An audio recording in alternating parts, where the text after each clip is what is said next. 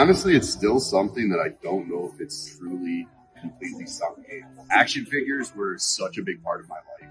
Grew up very poor, so we didn't have money for like big gaming console, big toys. Every couple weeks we could afford an action figure. I remember being at a baseball game. I'm in elementary school, and the only thing I could think about in this baseball game was the fact that afterwards my mom told me I could go get this Hulk Hogan and Goldberg double pack in our hometown. It ended up actually, it was sold out at the time. They couldn't get it for like the next week. This is really the coolest accomplishment ever. I have one of these in every room of my house. But yeah, I have one literally on top of my fridge that just watches me as I cook. I surround myself with these because it just reminds me where I came from, reminds me where I'm headed, and just reminds me I made it.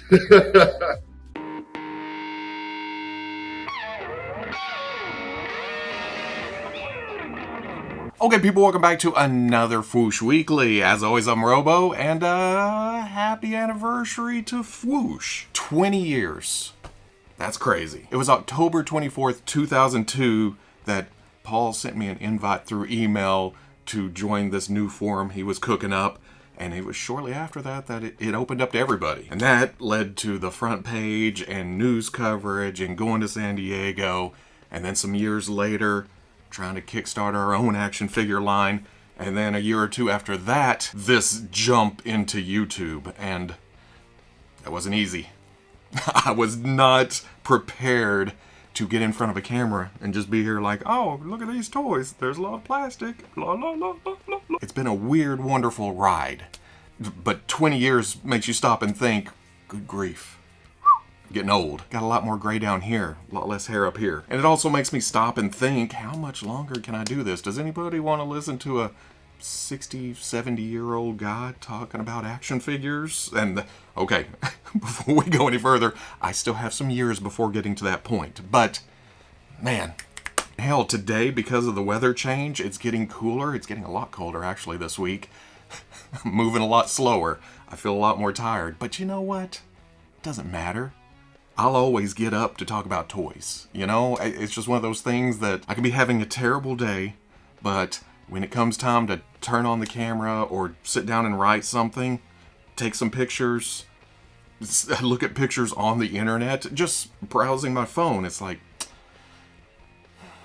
this is pretty cool. But enough about that, let's actually look and talk about some toys that popped up this week. A lot of people tagging me in the pictures for the Devil Toys Happiclass Burger-kun and Mech-kun, and I can't figure out why. I know. I can't help it. I'm just too damn cute. I don't have any experience with Devil Toys or Happiclass, but I did notice the Hero Cross logo down in the corner, and that makes me a bit more confident with these. Apparently these are 1/12 scale love letters to fast food culture, where they mix throwback designs with more modern cloth goods and super articulation. Mech-kun threw me for a minute because I didn't realize there were interchangeable eye parts. Part of me wanted to believe that something flipped or transformed to make them just normal burger box, to angry burger box, to killer robot burger box. The Fry Blaster is nifty though, but you know me, I'm a big softie for burger-headed bastards. No gimmicks to the actual look here, but it does come with like a smaller toy version of itself, along with a ketchup gun. Both come with to-go cups, skateboards that look to be based on fast food trays, and my favorite, the burger stools. For those of you who don't know or aren't old enough to remember, McDonald's dining rooms used to have these stools that look like hamburgers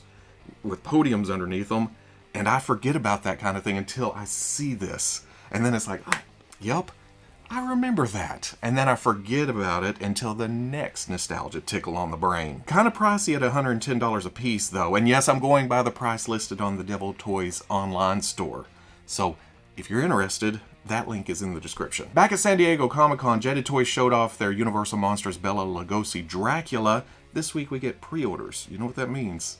More promo pics. The body is mostly reused from their Wave 1 Dracula, but they've tweaked the torso to remove the metal and then add some chains down here. And the description makes sure to point out that this is based on the stage play of Dracula. So I don't know what changes there are from that to the movie, but if there are some things that you're like, oh, that ain't quite right, I'm thinking it's because of that, or some kind of licensing issue.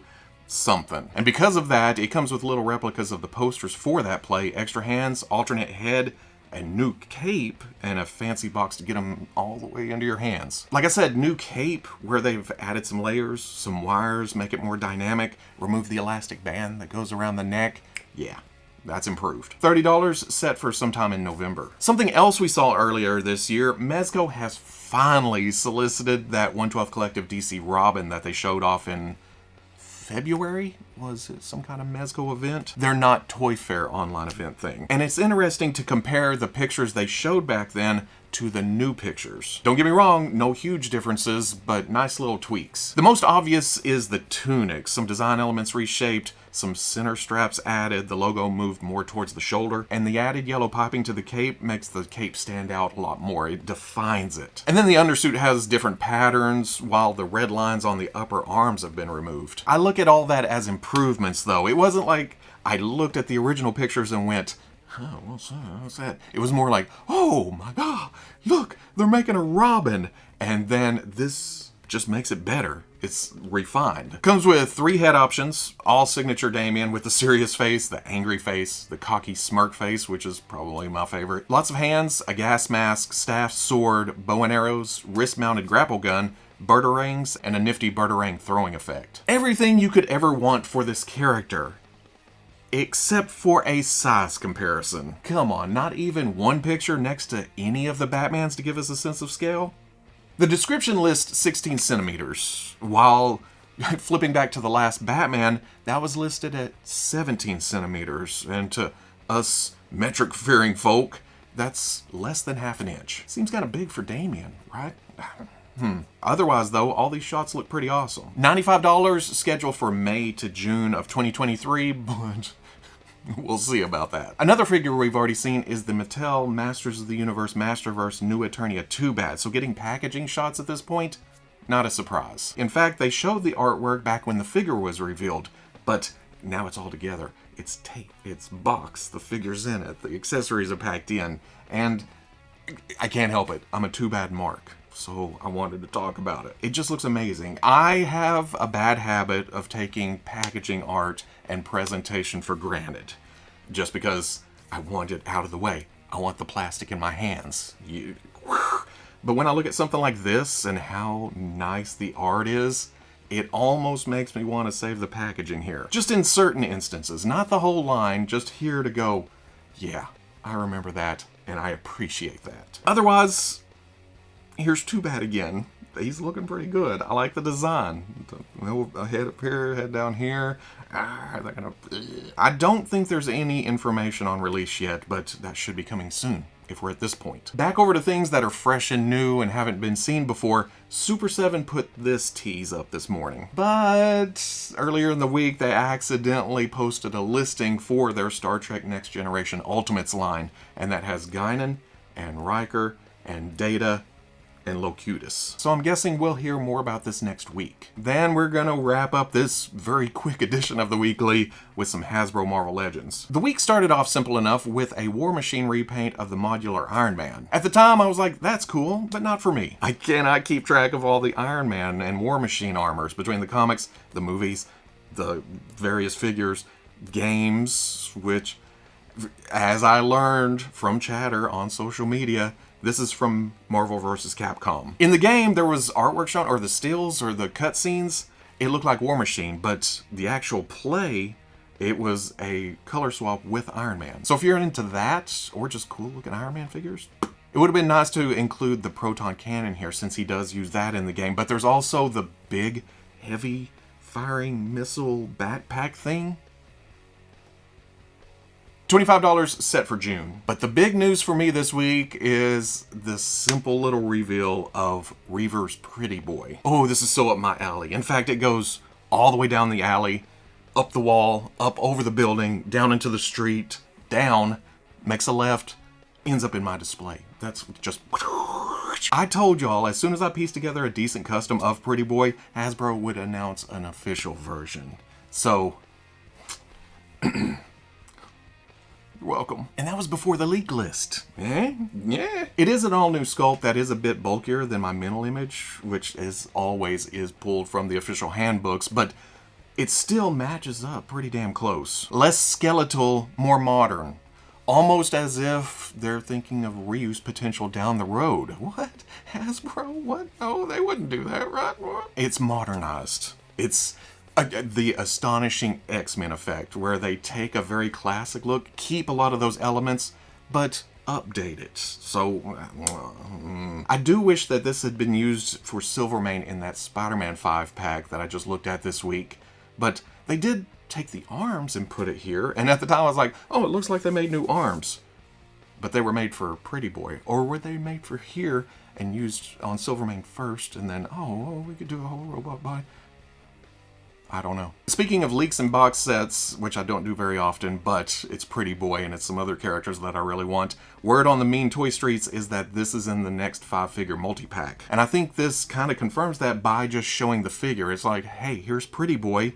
We'll tell you later how he's coming out. Show me a pre-order. I'm there. And that's it for this week. I know, pretty light, right? It feels like I missed something.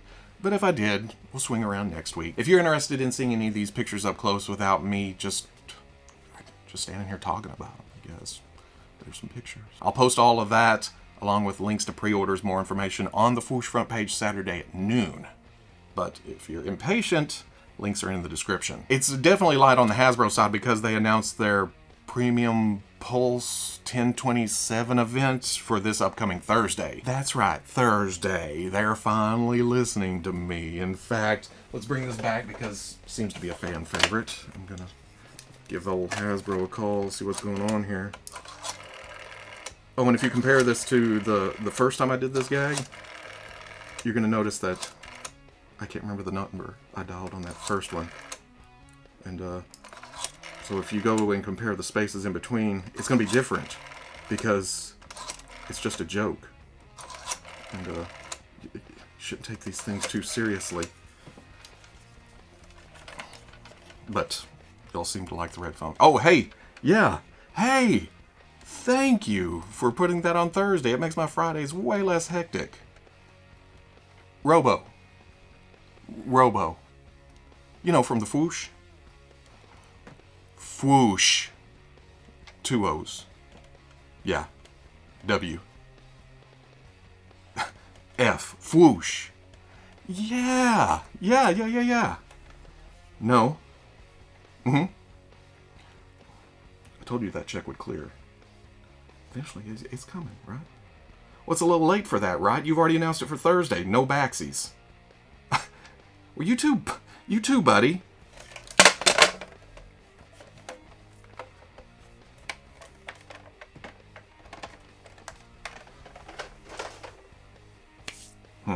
Anyway, it's a live stream where I think they're gonna hit all the brands just real quick, like, hey, what are you doing? I'm doing this. Can you show us something? Yeah, this. Okay, cool. On to the next. And look, Ghostbusters is on the list. I wonder if we'll see something figure-wise, or if it's just like a update to stuff we already know about. But no Fortnite, which, again, I still think goes all the way back to Epic Games. They just love those surprise drops. They do it in the game.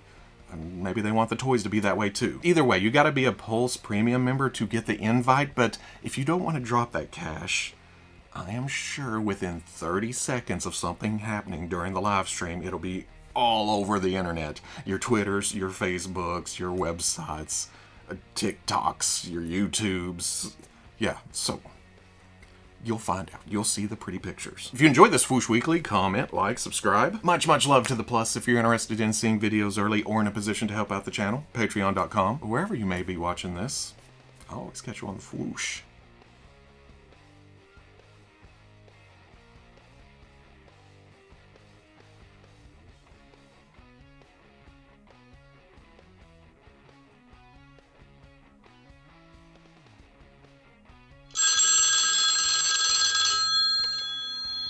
What the hell?